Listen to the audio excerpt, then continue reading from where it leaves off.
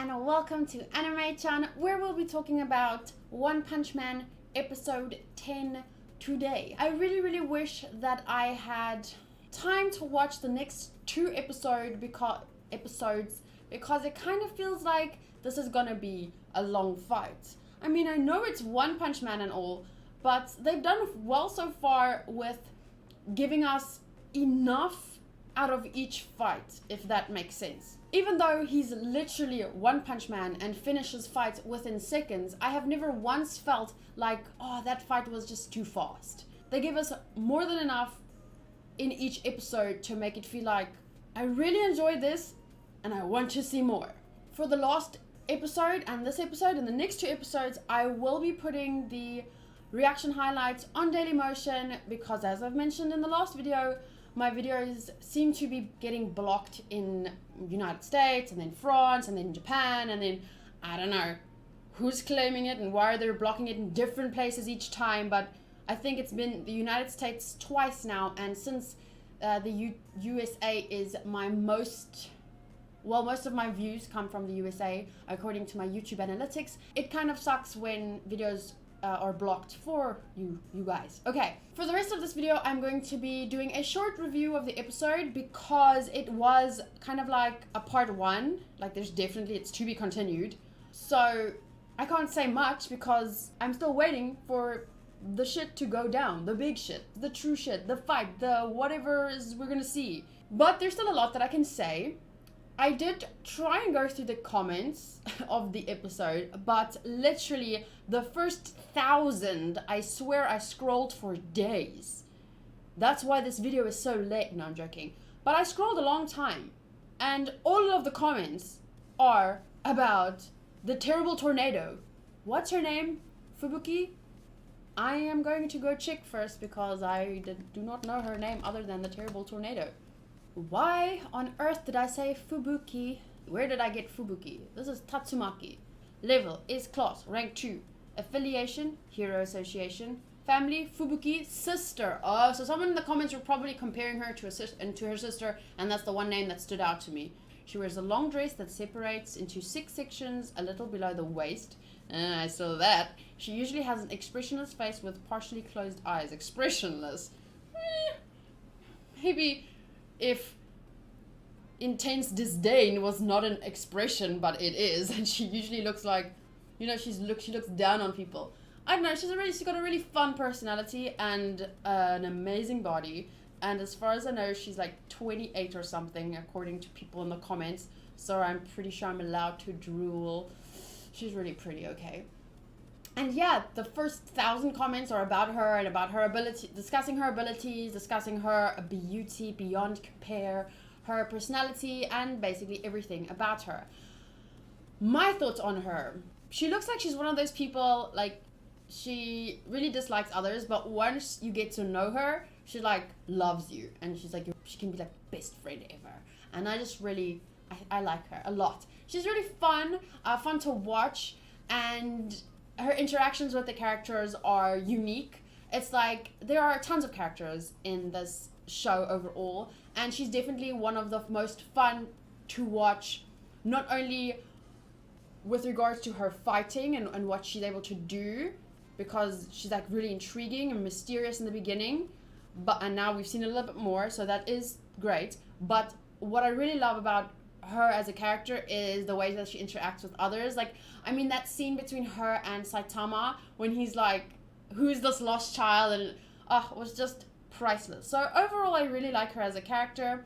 I think I might have, no, I haven't added her to my favorites list. She seems like the kind of character that I definitely could put on my favorites list, and she would be a very rare green haired girl that I actually really love. Usually in anime, I'm a pink hair girl. I mean, it's so obvious, but all of my top 4 favorite girls, best girls, let me just double check how many of the girls in my favorites, let me just, there we go. I'm on AniList. For those that don't know, my AniList link is in the description as well. There we go. 1, 2, 3 pink-haired girls. My top 3 best girls overall, pink hair. Milim is in there, she has pink hair. Natsu has pink hair. But I mean, let's just conclusively, top 3 best girls all have pink hair. I think there's a reason for that. And now we have our first green-haired girl. So other than pink hair, it's pretty clear that I like blue hair and purple hair. That's the 3 colors. Oh, and then there's blondes. Saki and Saya are both... Oh, there's another pink-haired girl, Shika. But Saki and Saya are both blonde. Emilia, Kagami... Okay, Kuronosuke doesn't really count, but it kind of counts.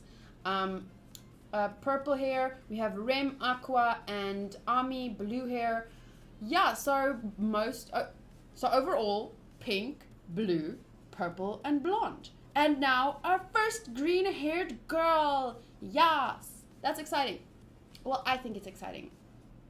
I feel like with anime characters, their hair color is usually directly reflective of some part of their personality.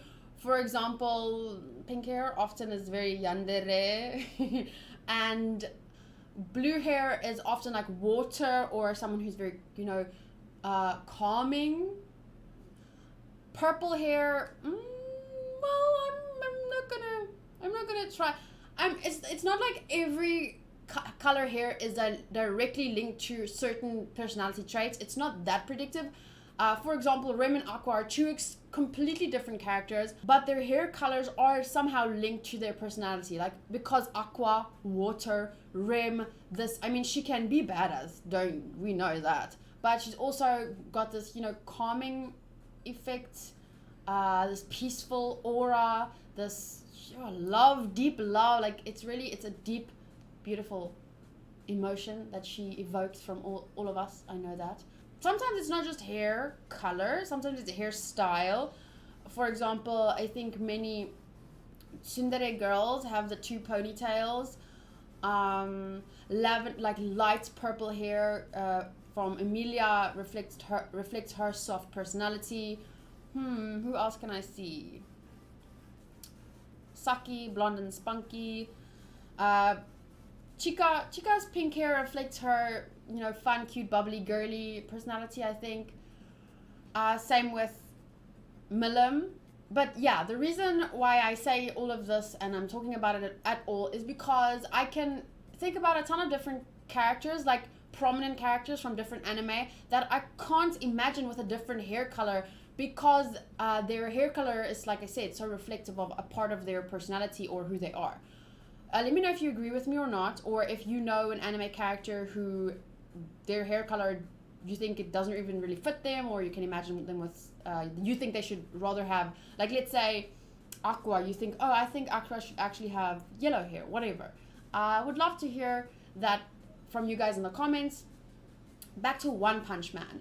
I didn't really understand the giant dragon monster in the beginning. I guess it was just to show us the level of almost called her Fubuki again. What's her name? Tatsumaki. I guess it was just to show us Tatsumaki's level of power, because I think she used her mind power to draw a comet from space and slam it into the monster, I think. For a split second I thought I saw green and I thought she had become a comet, but I don't think that is the case. But yeah, so I think that's the only reason why they showed us that. It did feel a little bit odd and out of place, but still fun to watch. Then we went to Saitama and Genos, who was with Silver Fang, and he was showing them something cool. And they were basically together plot-wise so that the guy from HQ can run to them and say, S-class heroes need to be there. Genos, Silver Fang is already there, and then Saitama just ends up tagging along, thankfully. Otherwise, well, he would not have been destroyed, that's for sure. But yeah, thankfully he went along, sits amongst all the other heroes, which is very interesting to see, like, the top, I think they showed us like the top 20 heroes, We did not see the Dark Knight guy. I thought it was the other, or Metal Knight?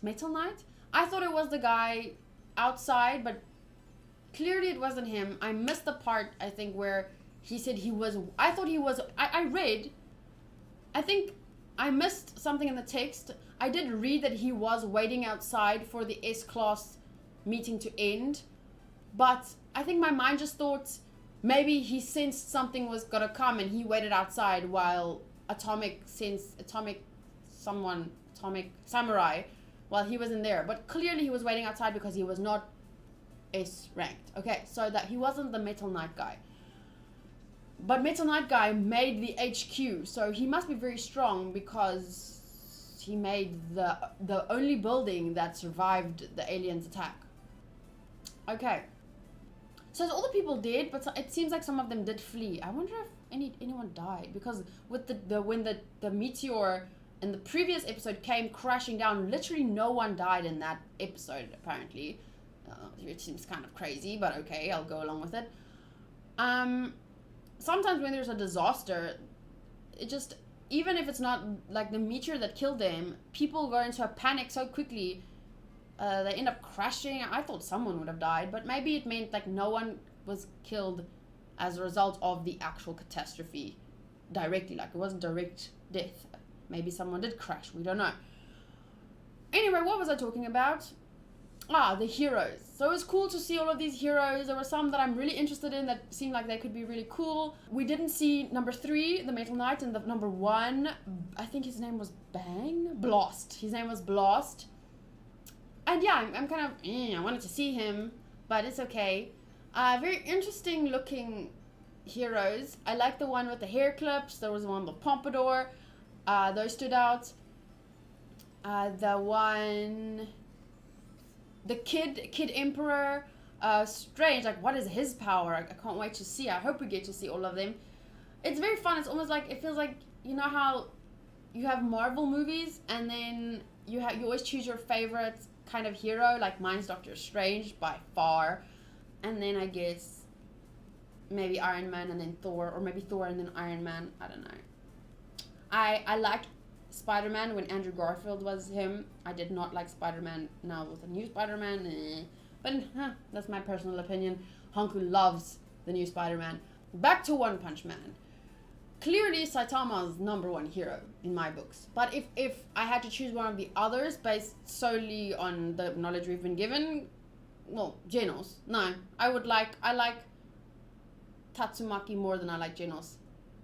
In terms of, like, she's more, like, Genos is too, he's always, I don't like how he's always like, when she said she was going to go up and fight by herself, and then he was like, I don't know how much help I could be, but I'll go with you. Like, I like confidence. I like, self-assuredness.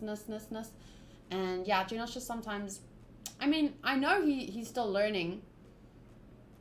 And he knows that. I'm not saying he should be overconfident. Some confidence would be nice. But yeah, I can't really talk about the other heroes since we don't know anything about them, but I think it would be cool if in the following episodes we see all of them fight, but then hopefully they see Saitama beat the boss. Saitama better be getting some respect in the next 2 episodes. I hope. As for my usual 3 review questions, number 1, how did the episode make me feel? As always, One Punch Man mostly makes me feel really hyped.